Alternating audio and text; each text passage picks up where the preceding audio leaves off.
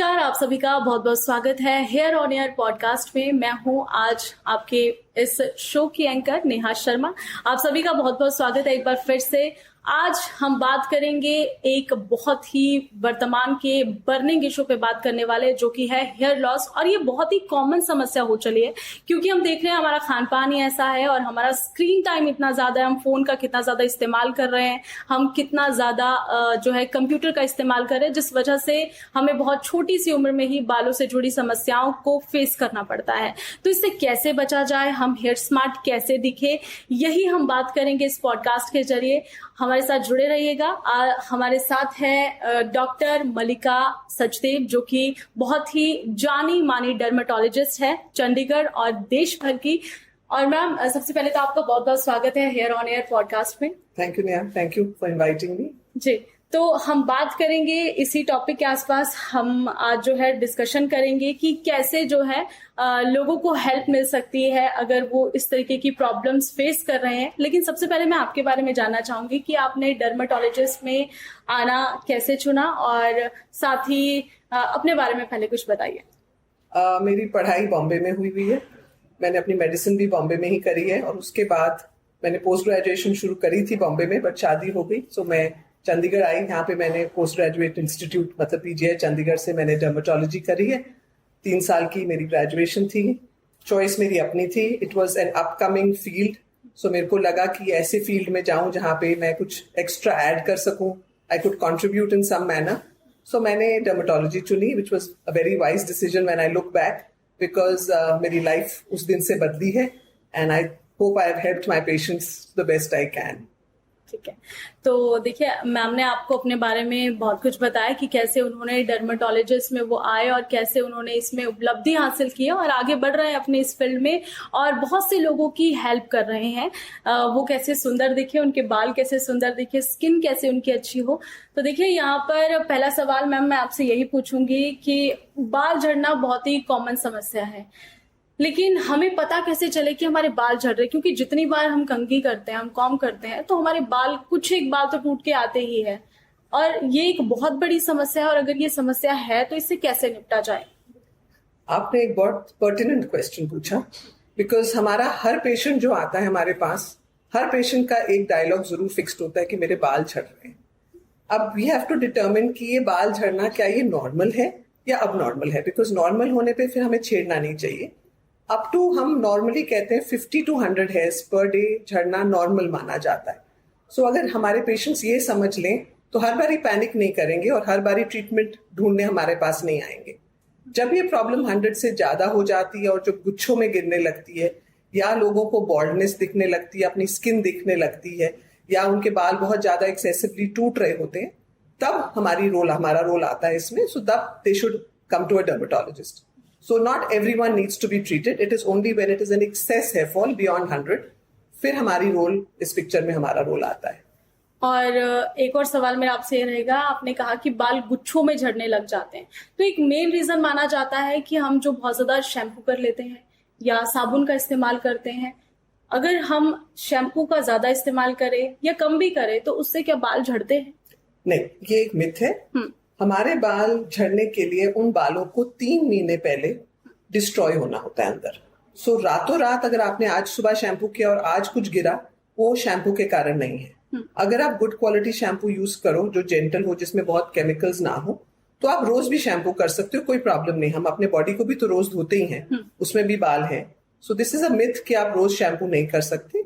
Shampoo should be of a good quality, जरूर करो। Hair fall in guchhas is always related to something which happened to the body 3 months ago. जैसे किसी को pregnancy हुई हो, कोई कैंसर थेरेपी हो, कोई स्ट्रेस, टाइफॉइड, जॉन्डिस, कुछ भी हुआ हो, उसके 90 दिन बाद, जैसे आजकल कोविड बहुत हुआ, उसके 90 दिन बाद हमारे बाल गुच्छों में झड़ते, तो उसको बीमारी मानते हैं। इसमें शैम्पू का कोई दोष नहीं है। अगला सवाल मेरा आपसे ये रहेगा कि डैंड्रफ अगर हमें हो जाए तो हम क्या करें? क्या डैंड्रफ बहुत बड़ी समस्या है? क्योंकि ये बहुत ही कॉमन प्रॉब्लम है, हर दूसरे इंसान को डैंड्रफ हो जाता है और इसके बहुत सारे रीजन होते हैं। क्या इसके कारण है और इससे कैसे बचा जाए, बताइए। आपने ये भी क्वेश्चन अच्छा पूछा, बिकॉज डैंड्रफ 2-3 तरीके की होती हैं जो हम पेशेंट्स परसीव करते हैं। जब भी हमें कोई फ्लेक्स लगे तो हमें लगता है डैंड्रफ है। डैंड्रफ एक होता है जो असली डैंड्रफ होता है, जो ऑयल ओवर प्रोडक्शन के कारण होता है। हम लोग उल्टा इसको ड्राइनेस समझ के इसमें ऑयल लगाना शुरू करते हैं, यहाँ हमारी गलती होती है। सोराइसिस को हम इंग्लिश में सिबोरिक डर्मेटाइटिस कहते हैं, which is an oil over production, जो हमारे बालों में फ्लेक्स आती है। That is one kind of dandruff. दूसरा होता है एक डिजीज जो सिमिलर लगता है, जिसको हम सोराइसिस कहते हैं। वो एक टोटली डिफरेंट डिजीज एंटिटी है, तो we have to make out the difference. So ये डॉक्टर ही बता सकेगा कि ये प्लेन डैंड्रफ है कि सोराइसिस है। और जैसे आप कह रहे थे डैंड्रफ को कैसे ट्रीट करना, फर्स्ट ऑफ ऑल समझना है कि ये ऑयल ओवर प्रोडक्शन है। सो ऑयल लगाने से ये ठीक नहीं हो रही, ये उल्टा एग्रेवेट हो रही है। सो ये मिथ जरूर तोड़नी है कि ऑयल से डैंड्रफ ठीक होती है। Of course the doctor will examine the scalp और उसके अकॉर्डिंगली इसके लिए शैम्पूज और एंटी फंगल ट्रीटमेंट होता है, जिससे ये ठीक हो जाता है। एंड डैंड्रफ की एज एक स्पेसिफिक होती है। जब हमारे बच्चे जवान हो रहे होते हैं, when they are entering their menarche, जिसको कहते हैं the early stages of their hormonal changes, that is the age जब डैंड्रफ होती है बच्चों को। सो अकॉर्डिंगली ट्रीटमेंट भी बहुत स्पेसिफिक होता है, उसके साथ पिंपल्स एसोसिएटेड होते हैं। So we have to take the total patient into charge and see कि दोनों चीजें इकट्ठी ट्रीट करनी चाहिए। चलिए, और अगर किसी को पता चल गया है कि उसे ये प्रॉब्लम है, उसके बाल झड़ रहे हैं या डैंड्रफ हो रही है, तो फर्स्ट लाइन ट्रीटमेंट वो क्या ले डॉक्टर से? डॉक्टर से ऑफ कोर्स डॉक्टर के पास जाएं। डॉक्टर को एग्जामिन करना होता है स्कैल्प, क्योंकि हमने डिसाइड करना होता है कि जैसे आप कह रहे थे कि ये प्लेन डैंड्रफ है कि सोराइसिस है। दोनों का इलाज बिल्कुल ही डिफरेंट है। दोनों का इलाज विद मेडिसिन ही होता है, विद शैम्पूज एंड एप्लीकेशंस। कई बंदों को हमको टैबलेट्स भी देनी पड़ती हैं टू रिड्यूस द ऑयल। सो जैसे ट्रीटमेंट प्रोग्रेस होता है, डैंड्रफ क्लियर हो जाता है। लॉट्स ऑफ पीपल में ये डैंड्रफ रेकरेंट भी होता है बच्चों में because of their hormonal changes, but accordingly doctors guide कर देते हैं डूज और डोंट्स में, जिसमें सबसे अर्जेंट चीज होता है कि ऑयल नहीं लगाना, फ्रीक्वेंट हेयर वॉशिंग करना and using the right shampoo. और बाल झड़ने की समस्या को रोकने के लिए हमारे पास कोई थेरेपी है? अगर आप थेरेपी पूछ रहे हो तो आई वुड सजेस्ट कि इसको बेसिकली मेडिकल थेरेपी कहना चाहिए। फर्स्ट ऑफ ऑल हेयर रोकने के लिए हमने डायग्नोसिस करना है। जब तक आप डायग्नोसिस करके आप डिजीज की कॉज नहीं ढूंढोगे, आप जितना मर्जी ट्रीटमेंट कर लो वो हेल्प नहीं करता। सो एक हिस्ट्री टेकिंग बहुत जरूरी होती है। हिस्ट्री में ये देखना होता है कि कॉज क्या है हमारा, व्हाट इज द डिजीज के पेशेंट को हुआ क्या है, क्यों हुआ है, was he ill, was he dieting, did he have any problems due to his her child birth. So जब तक हम हिस्ट्री टेकिंग लेके कॉज नहीं डिटरमिन करते, उसका ट्रीटमेंट करना is of no use. Second step होता है कि हम ब्लड टेस्ट कराते हैं देखने के लिए कि उनको कोई thyroid, iron deficiency, vitamin D, B12 कोई डेफिशिएंसी ना हो, कोई हार्मोनल चेंजेस ना हो। आजकल बहुत गर्ल्स को PCOD है, पॉलीसिस्टिक ओवेरियन डिजीज, तो उसको देखना, फाइंड आउट करना इज वेरी इंपॉर्टेंट। एक थर्ड आजकल एग्जामिनेशन हम स्कैल्प का करते हैं विद ट्राइकोस्कोप, उससे पता चलता है कि हमारे डिजीज का कारण क्या है, स्कैल्प में कोई डिजीज तो नहीं है। तो जब हमने एक बार ये डिटर्मिन कर लिया कि कॉज क्या है, देन द ट्रीटमेंट स्टार्ट्स। फिर treatment is targeted to the cause. So जैसे कि जिस बंदे को जो प्रॉब्लम है, जो डेफिशिएंसी है, जो थायराइड की प्रॉब्लम है, हमें वो एड्रेस करना पड़ता है। एंड जैसे उसको एड्रेस करो, obviously the hair starts growing back. So that is the treatment, it is all medical. उसके बाद of course you have other treatments like PRP and surgical methods like transplants in males, females में भी किया जाता है। So that is the third line of therapy. So it is a whole thing starting from diagnosis to treatment. Doctor Mallika, आपने अभी therapies की बात की, ट्रीटमेंट के बारे में भी कुछ बताइए कि कौन कौन से ट्रीटमेंट हम ले सकते हैं मेडिकल थेरेपी में। सो जैसे मैंने कहा था कि हम डायग्नोसिस करके ऑब्वियसली जो भी डेफिशिएंसीज हैं वो क्लियर करनी होती है, आयरन, विटामिन डी। फिर थायराइड पेशेंट्स को थायराइड की ट्रीटमेंट शुरू करनी पड़ती है। PCOD के जो पेशेंट्स हैं उनको हार्मोनल थेरेपी पे जाना पड़ता है। उसके अलावा हेयर रीग्रोथ करने की बात आ जाती है। अब उसके लिए we have a lot of therapies which are topical, which means applications, plus we add nutrients. Nutrients means multivitamins. Topical therapies में basically हमारा mainstay of therapy is a salt called minoxidil. वो हम मेल्स फीमेल्स दोनों में use करते हैं। उसके concentrations varied होती हैं मेल्स और फीमेल्स में। सो मिनॉक्सिडिल के यूसेज से हमारे बाल रीग्रोथ होने शुरू हो जाते हैं। मेल्स में थोड़ी लंबी लगानी पड़ती है because it's a chronic problem. Females में where the hair loss is due to like a pregnancy or post pregnancy or typhoid or something, then we have to give it for a shorter period. अब उसके अलावा नई proteins और सब vitamins आई हुई हैं जो हम बालों में लगा सकते हैं, जिसमें रिडेंसिल, कैपेक्सिल, ये प्रोटीन्स होती हैं, अमाइनो एसिड्स होती हैं सो वो भी हम एड ऑन कर लेते हैं मिनॉक्सिडिल के साथ, so that results are more efficacious. Tablets हैं मेल्स में, there are tablets. I will not take the names. I don't, because they are the ones which help in the testosterone which is excess in the body. वो उसको control तो नहीं करती, but उसकी जो attack होता है ऑन द हेयर उसको कंट्रोल करने में हेल्प करती है. So there are lots of tablets which are also added with like minoxidil and all, which can be given orally also, but under medical supervision. That is very important. And these tablets then add to the results. So having said that, all these it's like a cocktail. You have to add the vitamins orally, and from outside you have to add other medicines also. And that leads to the results. अब इसी के साथ ही एक सवाल मेरा और रहेगा आपसे. अब बात कर लेते हैं मेल्स की. पुरुषों में गंजेपन की बात करेंगे. बाल झड़ने की बात हम कर चुके हैं कि अगर बाल झड़े तो हम क्या करें, और आपको बहुत सारी चीजें मैम ने बता भी दी है. टेक्निकल लैंग्वेज में आपको समझा दिया है कि किस तरीके से आप ट्रीटमेंट ले सकते हैं, कौन कौन सी आप थेरेपीज करवा सकते हैं. अब अगला सवाल मेरा जुड़ा है पुरुषों से रिलेटेड. पुरुषों में गंजापन का शिकार पुरुष होते हैं, और इंडिया में तो आप देख रहे हैं कि हर दूसरा व्यक्ति जो है या उसे फ्रंट पे उसे गंजापन हो जाता है या बैक से गंजापन होना शुरू हो जाता है. वो कैसे होता है और इसे ठीक करने के लिए क्या करना चाहिए? हाँ, इस प्रॉब्लम का नाम है मेल पैटर्न बॉल्डनेस. बेसिकली जिसको हम गंजापन जैसे आप बोल रहे हो. अब मेल पैटर्न बॉल्डनेस एक जेनेटिक ट्रेट होता है जो फैमिलीज में रन करता है. सो यूल फाइंड कि फर्स्ट जनरेशन 40 प्लस पे गंजी होने लगती है. ज्यादातर गंजापन फ्रंट पे या साइड्स पे आता है. जो बैक का हेयर है वो ज्यादातर नहीं जाता. जो उनकी सेकेंड जनरेशन होती है, जो उनके बच्चे होते हैं, वो जल्दी बिटवीन 18 एंड 24 की एज में गंजे होने लगते हैं. सो it is a generational thing and it is genetic. So common problem है, बट आजकल विथ ट्रीटमेंट्स बाल काफी हद तक ले भी आते हैं, और लेटर पॉइंट पे ये लोग बच्चे ट्रांसप्लांट पे भी जा सकते हैं.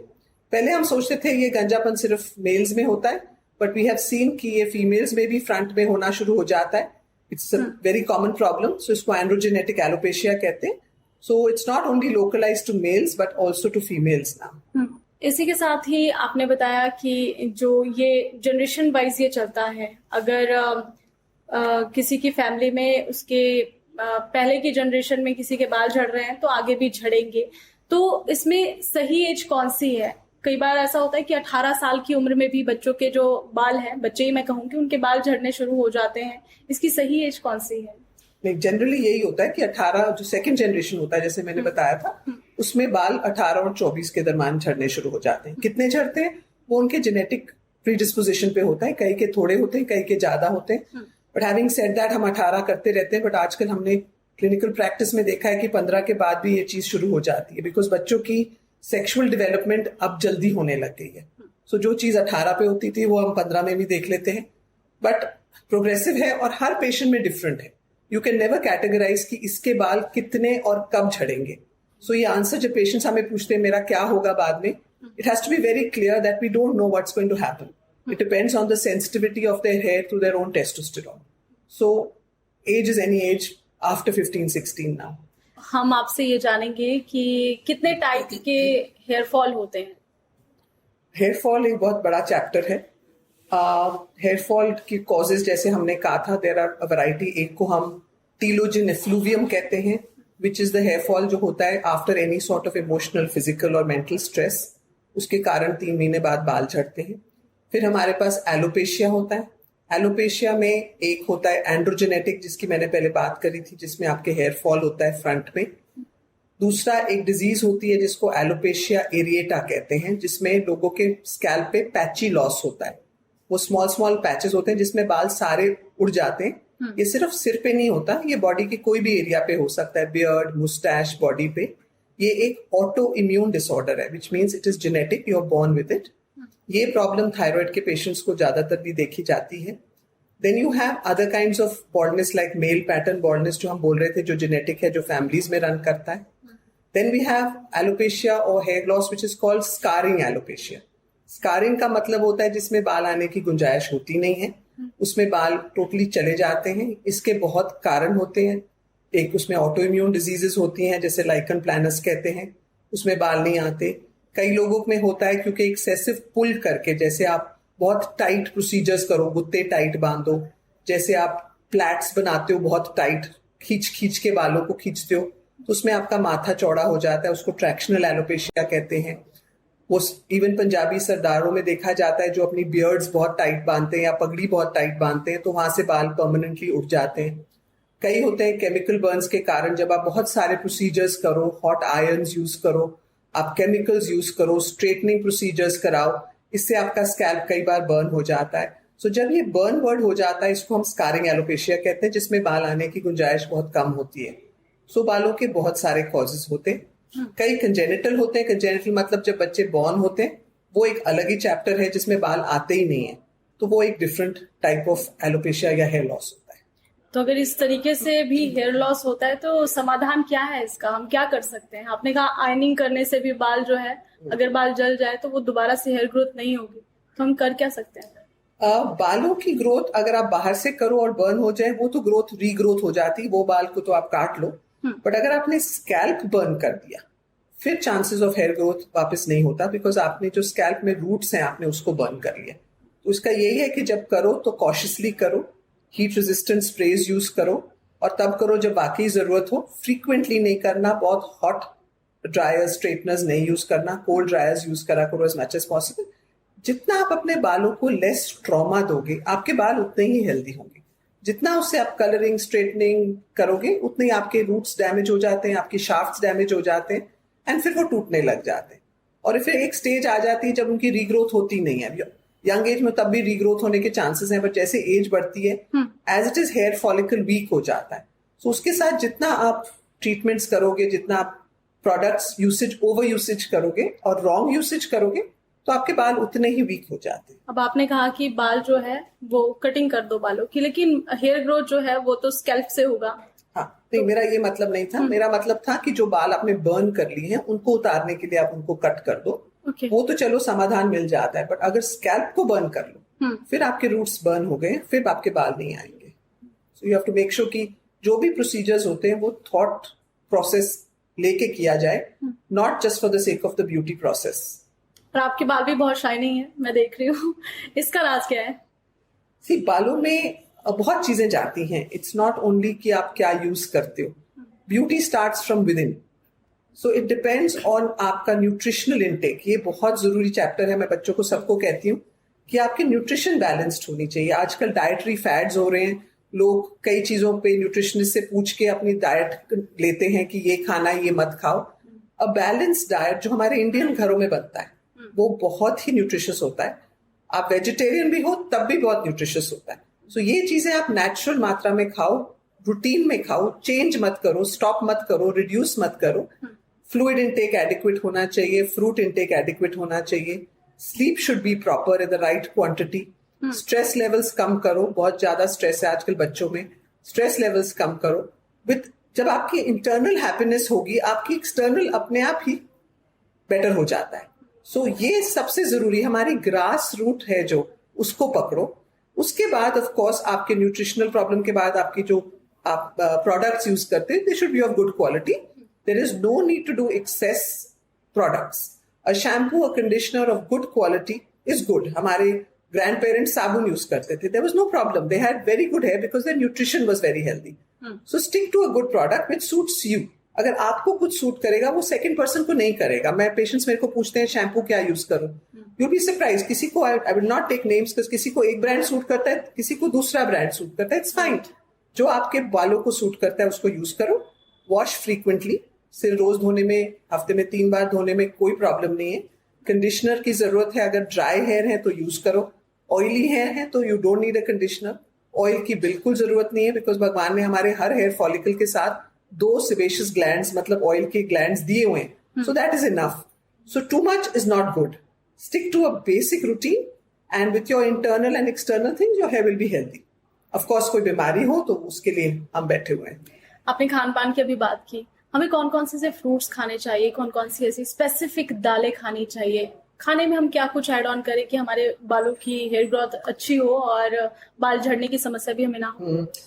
जैसे मैंने कहा, आई एम वेरी प्राउड कि हमारे Indian diets are so rich in pulses, cereals, हम सब कुछ खाते हैं।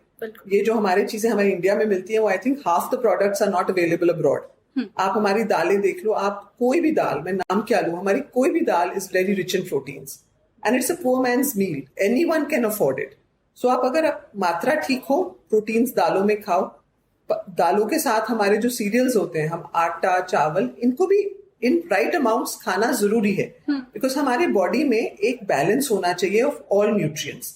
आप प्रोटीन बढ़ा दो, कार्ब्स बंद कर दो, कुछ नहीं होगा. आपके सारा वो बॉडी गलत जगह से आपका न्यूट्रिशन पकड़ेगा and it will show on your hair and nails.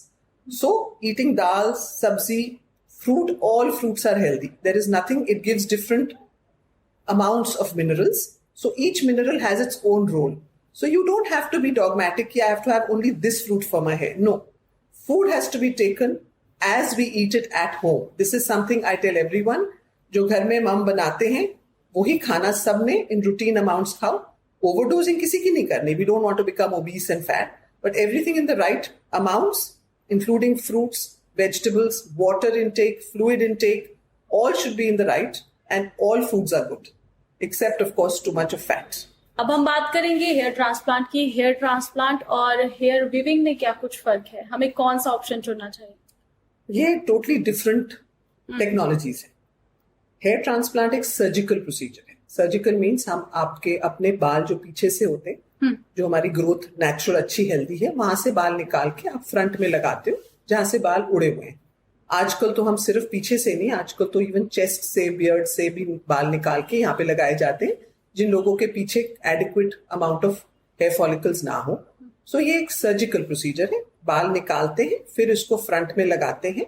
उसके दो टेक्निक्स होते हैं, FTU और FUE, which are two different technologies. But उससे आपके जो ग्रोथ है वो नहीं आ जाती, और ये नेचुरल ग्रोथ है, ये परमानेंटली रहती है. क्योंकि जो हमारे नेक के पीछे बाल है ना, ये परमानेंट ग्रो करते हैं, ये कभी फॉल नहीं करते. बाल हार्ड तो नहीं है? नहीं, हार्ड नहीं है, बट वो फॉल नहीं करते. फ्रंट के बाल चले जाते हैं, जो बैक का वो एक लेयर होता है वो कभी नहीं जाता. सो उन बालों को जब आप फ्रंट में लगा देते हो तो वो परमानेंट रहते हैं और आपके नॉर्मल हेयर की तरह उगते हैं, क्योंकि वो आपके नॉर्मल हेयर ही हैं. सो उसमें कोई प्रॉब्लम नहीं है. काट सकते हो, ग्रो कर सकते हो, कलर कर सकते हो. It's normal hair and it will be with you for life. And quantity कितनी करनी है, that depends on the patient, because हर पेशेंट को चाहिए होता है कि किसी को कम डालना है, किसी को ज्यादा, तो वो हमारे पे डिपेंड करता है. थोड़े सालों के बाद क्योंकि पुराने बाल झड़ जाते हैं, तो सेकंड टाइम भी कराना कभी कभी जरूरी पड़ जाता है उनको फिल करने के लिए. सो ये एक सर्जिकल टेक्निक है जो प्लास्टिक सर्जन और डर्मेटोलॉजिस्ट करते हैं. जो है वीविंग है, वो आर्टिफिशियल हेयर आपके अपने ऊपर बालों के ऊपर हम वीव या गुद की तरह ऐड करते हैं. सो वो बाल आर्टिफिशियल हेयर है. वो जैसे आपके अपने बाल उगते हैं, वो साथ साथ बाहर आ जाते हैं, तो उनको रीटाइटन करना पड़ता है. तो वो आप उतार सकते हो जब आपका दिल करे, धो सकते हो, नेचुरली सब कुछ कर सकते हो, कलर कर सकते हो, बट वो आपके बाल नहीं है. वो एक artificial wig, not really a wig, हाँ, but it's artificial hair which is woven onto your hair, and it is a temporary thing. So that is weaving. और हेयर ट्रांसप्लांट बहुत ज्यादा पेनफुल प्रोसेस होता है या नहीं? हाँ, इंजेक्शन देके, लोकल इंजेक्शन तो देना पड़ता है, क्योंकि जहाँ से डोनर साइट है, जहाँ से हम लेते हैं, वहां से एक स्ट्रिप निकालना पड़ता है, तो वहां लोकल एनेस्थीसिया देना पड़ता है. बाकी पे भी 1 दिन का प्रोसेस होता है, but doctor makes it as comfortable as possible. उसके बाद आपको ज्यादा तकलीफ नहीं होती. नेचुरल रीग्रोथ आने में 2-3 महीने लग जाते हैं, थोड़ी क्रस्टिंग होती है, बट बाल आ जाते हैं. सो डिस्कम्फर्ट लेवल थोड़ा तो होता ही है. सर्जरी इज सर्जरी, सो उसमें थोड़ा सा रिस्क और पेन तो होता ही है, but it's not that uncomfortable. Patients इतने मोटिवेटेड होते हैं कि जनरली करा भी लेते हैं. आपके पास कोई ऐसा केस आया ट्रांसप्लांट का? मैं आप नहीं करती हूँ, बट ट्रांसप्लांट तो मैं एडवाइस तो बहुत पेशेंट्स को करती हूँ. Baldness is something which is very very common now, very very common, and consciousness इतनी है, लेडीज मैन दोनों कराते हैं. कि जब इंसान कुछ ऐसी चीजें करवाने जाता है तो इसके लिए आपको बहुत ज्यादा, इंसान सोच के चलता है कि बहुत ज्यादा पैसा इसमें खर्च हो जाएगा. तो इन दोनों में से पॉकेट फ्रेंडली कौन सा है, हेयर वीविंग या हेयर ट्रांसप्लांट?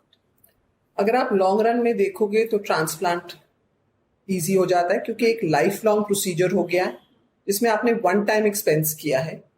वीविंग में आपको टाइटनिंग, न्यू वीव 3 मंथ्स के बाद जाके लेना, टाइट कराना, एंड यूर ऑलवेज कॉन्शियस कि वो आपके अपने बाल नहीं है.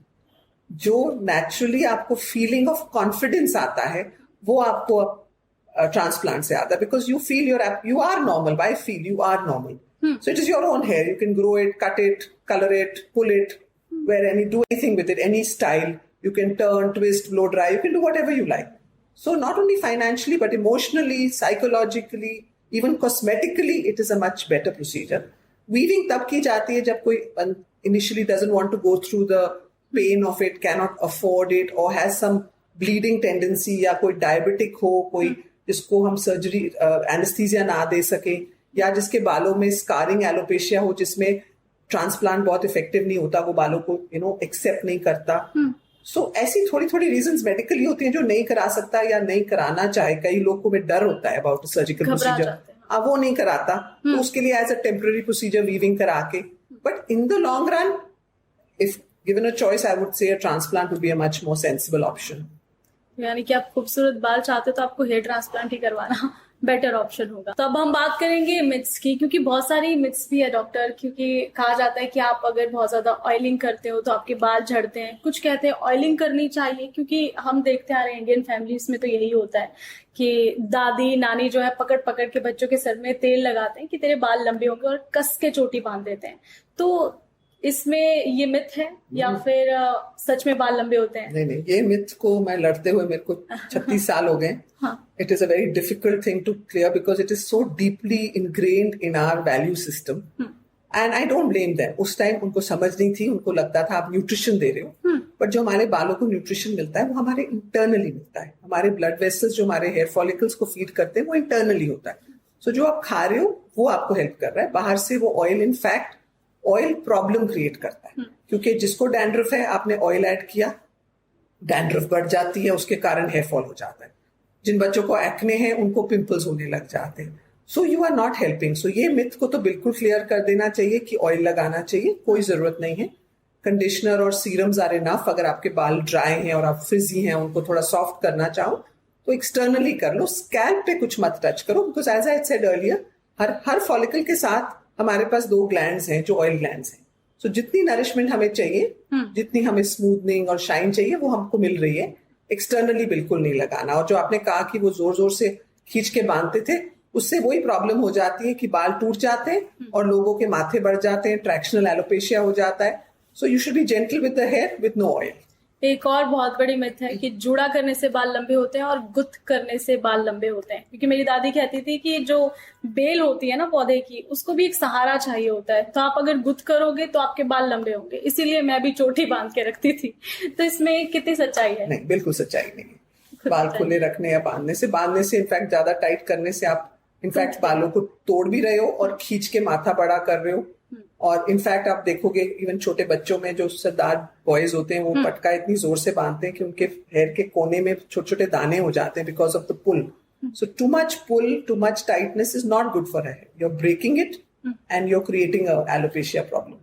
और शैम्पू की अब मैं बात करूंगी. आपने पहले भी कहा था कि हम अलग अलग ब्रांड के शैम्पू इस्तेमाल करते हैं. कुछ कहते हैं कि वो वाला ब्रांड अच्छा है, वो वाला ब्रांड अच्छा नहीं है. लेकिन शैम्पू की मैं यहाँ पर बात करूंगी कि शैम्पू इस्तेमाल करने से क्या हमारे बाल झड़ते हैं? क्योंकि कहा जाता है कि ज्यादा शैम्पू इस्तेमाल अगर हम करते हैं, ये मिथ है या फिर ऐसा होता है? टोटल मिथ है. बाल झड़ने के मेडिकल कॉजेज होते हैं, या बाकी जो मैंने बताया था इंजरी से. धोने से क्या होगा? वो शैम्पू तो क्लीन करता है, it is a cleansing agent. तो उसको दोष देने का कोई पॉइंट नहीं है. बट आजकल पैराबेन फ्री और सल्फेट फ्री शैम्पूज यूज करें, उससे थोड़ा सा जो आपके हेयर के जो शाफ्ट होती है वो डैमेज नहीं होती. सो वो क्वालिटी से थोड़ा शाइन आता है, उसको थोड़ी सी नरिशमेंट मिलती है. But there is no problem using a shampoo as long as it is good quality. तो डॉक्टर, इसी के साथ ही अभी हमने बात करी शैम्पू की, तो कुछ स्पेसिफिक शैम्पू है, कहा जाता है उसका इस्तेमाल करते हैं तो आपको डैंड्रफ नहीं होगा. कीटोकोनाजोल एक ऐसा शैम्पू है जिसका इस्तेमाल करने से आपके जो डैंड्रफ है वो नहीं होगा. ये मिथ है? नहीं, मिथ तो नहीं है. डैंड्रफ जो मैंने कहा था ऑयली स्कैल्प के कारण होता है, तो वो एक डिजीज होती है सेबोरिया. उसमें कीटोकोनाजोल एक अच्छा सॉल्ट है जो हमारे फंगल इन्फेक्शन, जो हमारी फंगल ग्रोथ होती है स्कैल्प में, उसको कंट्रोल में रखता है.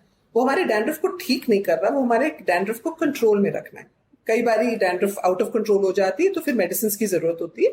बट कीटोकोनाजोल बहुत अच्छा सॉल्ट है, at least keeping it under control.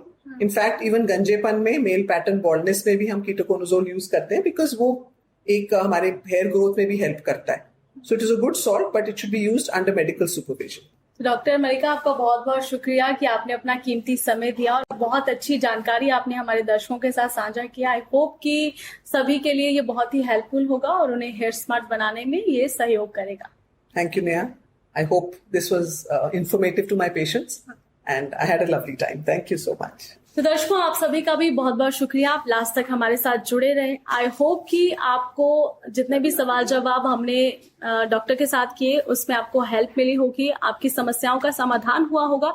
ज्यादा जानकारी अगर आपको चाहिए तो हम YouTube पे भी उपलब्ध है, आप हमें वहां जाकर सब्सक्राइब कर सकते हैं। हेयर ऑन एयर पॉडकास्ट करके हम YouTube पे आपको मिल जाएंगे, Spotify पे भी हम हैं और साथ ही Instagram और Apple पॉडकास्ट पे भी हम उपलब्ध है। धन्यवाद।